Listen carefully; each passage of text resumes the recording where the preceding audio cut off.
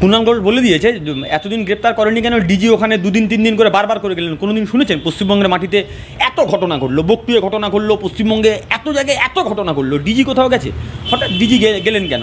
আসলে ডিজি ওখানে তথ্য প্রমাণ লোপাট করতে গেছেন।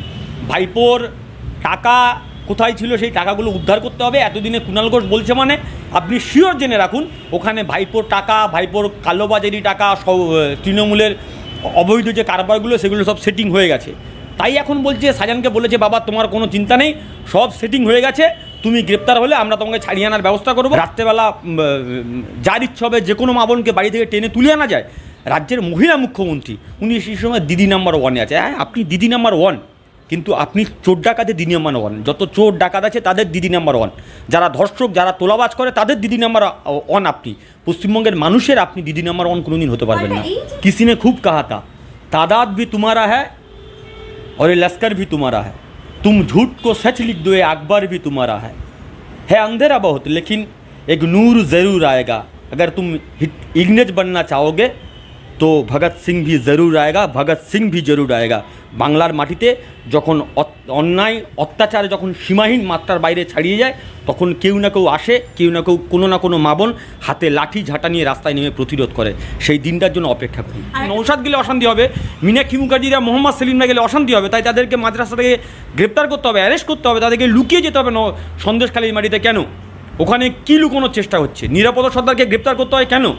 আসলে তৃণমূল কংগ্রেস ভালো করে জানে যদি নিরাপদ সর্দাররা সন্দেশখালীর মাটিতে থাকে তাহলে তৃণমূলের এই সাধারণ শেখ যারা চোর ডাকাত গুন্ডা আছে তারা নিরাপদে থাকবে না। আটকে রাখতে পারলো? আসলে পশ্চিমবঙ্গের মাটিতে এই তৃণমূলের সময় সব কিছু সম্ভব। অভিযোগ হয় না তার আগে গ্রেপ্তার হয়ে যায়, 9-এ হয় না, 10-এ হয়, 10-এ হবে না, 12-তে হবে। আসলে পশ্চিমবঙ্গের মাটিতে তৃণমূল যতদিন আছে, এই তৃণমূল তো বলে কিছু নেই পশ্চিমবঙ্গের মাটিতে, তলাতেও কিছু নেই, উপরেও কিছু নেই, সবটা হাওয়া। এই নির্বাচন গেল, যে পঞ্চায়েত নির্বাচন গেল, যদি পুলিশ প্রশাসন ময়দানে না থাকতো তাহলে তৃণমূলকে খুঁজে পাওয়া যেত না। পশ্চিমবঙ্গের মাটিতে পুলিশ দিয়ে পুলিশি রাজ কায়েম করার চেষ্টা করছে মমতা ব্যানার্জি। এই পুলিশি রাজ বেশি দিন চলবে না, কারণ পুলিশ প্রশাসনের সব তো পুলিশ আর তোলাবাজ হয় না। কিছু পুলিশ এখনও ভালো আছে যারা মেরুদণ্ড বিক্রি করেনি, তারাও সরকারের বিরুদ্ধে মুখ খুলছে। ফলে কটা দিন সবুর করুন, এই তৃণমূল কংগ্রেস বাংলার মাটিতে থাকবে না। পুলিশ দিয়ে কতদিন চালাতে পারে আমরাও দেখব। প্রাক্তন বাম বিধায়ক নিরাপদ সর্দারকে একটি মামলাতে জামিন দিলেও অন্য একটি মামলায় জেলে, আসলে একটার পর একটাই, আর একটা যে মামলাতে জেলে রেখেছে ওই মামলাতে জামিন পেলে দেখবেন আর একটা মামলা সাজানো হচ্ছে। এরকম আমরা বহুদিন ধরে দেখেছি, একটা মামলাতে জামিন হলে অন্য মামলা চাপানো হয়। কেন? মূল কারণ হচ্ছে যতদিন বেশি বিরোধী কণ্ঠস্বরকে যার কথা জোরে শোনা যায় তাদেরকে জেলের কারাগারের মধ্যে আটকে রাখা, মানে আসলে পশ্চিমবঙ্গের মাটিতে মানুষের কণ্ঠস্বরকে জেলের মধ্যে আটকে রাখা। এই বেশি দিন দমনপীড়ন বেশি দিন চলবে না। আসলে তৃণমূলের মন্ত্রী নেতা যারা গিয়েছিলেন তারা পুলিশ প্রহরায় গিয়েছিলেন, ওই জন্য অবাধ প্রবেশ করেছে। ও যদি পুলিশ ছাড়া ওই মন্ত্রী একদিন সন্দেশখালীতে ঢুকতে বলবেন, সন্দেশখালী লোকে বলছে সন্দেশখালী, সন্দেশ হিন্দিতে বার্তাকে সন্দেশ বলা হয়। সন্দেশখালীর মা বোনেরা বার্তা দিয়েছে, আবার পালিশ হবে। পুলিশ ছাড়ার নেতামন্ত্রীদের একদিন সন্দেশখালী ঢুকতে বলো তো, যে কোনো একদিন তৃণমূলের কোনো নেতামন্ত্রী পুলিশ প্রোটেকশন ছাড়া সন্দেশখালীতে ঢুকে দেখুক, মা বোনেরা বুঝিয়ে দেবে পালিশ কীভাবে করতে হয়। আমরা বলছি না। পার্থ ভৌমিক তিনি বলছেন সন্দেশখালীর মানুষরা সুখে আছে, আনন্দে আছে। হ্যাঁ, সুখে থাকলে তো রাস্তা সুখে আছেন। কেন সুখে আছেন? ঠিকই বলেছেন, সুখে আছেন। কেন সুখে আছেন? কারণ এই মুহূর্তে শেখ শাহজাহান, ওই উত্তম আর ওই দেবু যারা আছে, সেই শিবু যারা আছে, তারা এখন জেলের মধ্যে আছে, পালিয়ে এলাকা ছাড়া হয়ে আছে, তৃণমূলের কোনো নেতা নেই, তাই সন্দেশখালী মা বোনেরা সুখে আছে। যদি এলাকাতে আসে আবার মা বোনেরা কী করে সুখে থাকতে হয় তার প্রতিরোধের বার্তা মা বোনেরা দিয়েছে। পশ্চিমবঙ্গের মাটিতে যতগুলো অপরাধ সংগঠিত হয়েছে, পশ্চিমবঙ্গের ধরো ওই ভাইপোর বাড়িতে ইডি সিবিআই রেড করছে না। কেন করছে না? সবাই জানে ভাইপো চোর, কিন্তু কেন করছে না? পশ্চিমবঙ্গের যে কোনো মানুষকে আপনি ছেড়ে দিন, ভাইপো চুরি করেছে কিনা যে কোনো মানুষ প্রমাণ দিয়ে দেবে। বাংলার মানুষ এই সময় জানে যে তৃণমূলের তোলাবাজির টাকা কোথা থেকে কোথায় যায়, তৃণমূল কোথায় কোথায় দুর্নীতি করেছে, সবচেয়ে বেশি বাংলার মানুষ জানে। আর তার চেয়ে বেশি পুলিশ জানে, কারণ পুলিশ ওই নেতাদের থেকে কাটমানি খেত। তাই সন্দেশখালী মা বোনেরা বলেছে কোথায় আছে আমাদের পুলিশি চাকরি দিয়ে দিন, আমরা বাদবাকিটা বুঝি।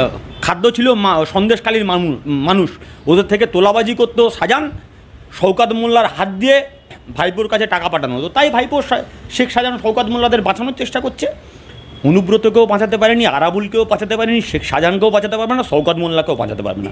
যেদিন ইডির গায়ে হাত তুললো সেদিন তো উচিত ছিল শেখ শাহজাহানকে গ্রেপ্তার করা। তার কতদিন পরে এফআইআর হলো, তার কতদিন পরে শাহজাহানকে ধরার জন্য রাজ্য প্রশাসন কতটা উদ্গ্রীব হলো, কী ব্যবস্থা হলো, তার কোনো উত্তর নেই। আজকের হাইকোর্টকে বলতে হচ্ছে যে শেখ শাহজাহানকে গ্রেপ্তার করার ক্ষেত্রে কোনো বাধা নিষেধ নেই, আপনি গ্রেপ্তার করতে পারেন। কেন হাইকোর্টকে বলতে হচ্ছে? পশ্চিমবঙ্গের পুলিশ জানে না? নওশাদ সিদ্দিকী যখন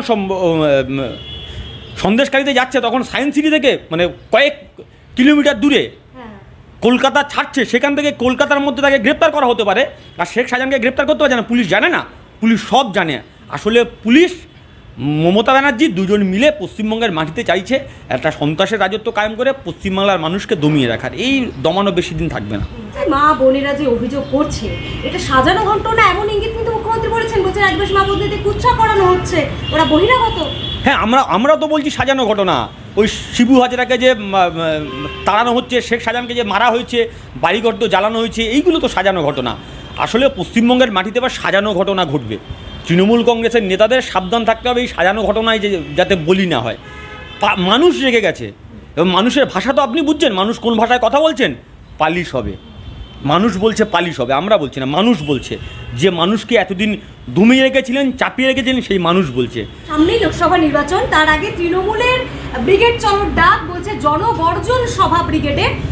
খুব সম্প্রতি বামেদের ব্রিগেড হয়েছে, আমরা দেখেছিলাম যে যৌবনের ডাকে জনগণের ব্রিগেড, এবার জনগর্জন সভা করছে তৃণমূল। জনগর্জন হবে না চোর গর্জন হবে আমি জানি না, হ্যাঁ, যা হবে হবে। আসলে সরকার ওদের, ব্রিগেড ওদের হবে, স্বাভাবিক লোক আসবে, জোর করে নিয়ে আসা হবে, বিরিয়ানির প্যাকেট দিয়ে নিয়ে আসা হবে, মদের বোতল দিয়ে নিয়ে আসা হবে, টাকা দিয়ে নিয়ে আসা হবে, নিজের পয়সা খরচা করে কেউ ব্রিগেডে, সে ব্রিগেড হবে।